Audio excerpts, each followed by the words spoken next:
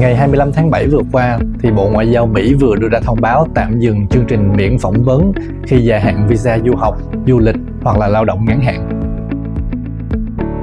Trước đây các bạn có thể gia hạn visa thông qua đường bưu điện mà không cần phải phỏng vấn trực tiếp.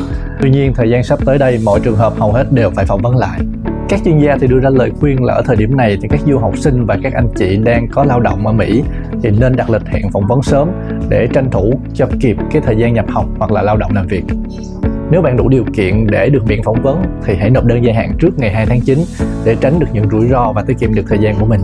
Chính sách được đưa ra nhằm tăng cường an ninh cho quốc gia Mỹ. Vì vậy, các anh chị nào đang có con em chuẩn bị muốn đi du học thì anh chị có thể nghĩ sang một hướng chuyển sang Mỹ, đó là đầu tư EB-5. Với chính sách an toàn, thủ tục nhanh chóng và có thể hoàn vốn sau 5 năm thì đây là một cái hướng lựa chọn tối ưu nhất cho những nhà đầu tư nước ngoài.